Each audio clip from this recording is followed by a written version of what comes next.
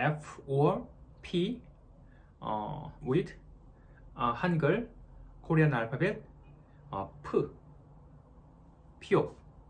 So, for example, piano and film. P in piano, F in film.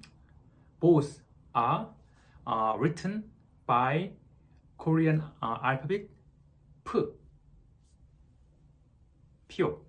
Because we don't have pronunciation F, F. We don't have like pronunciation like that. So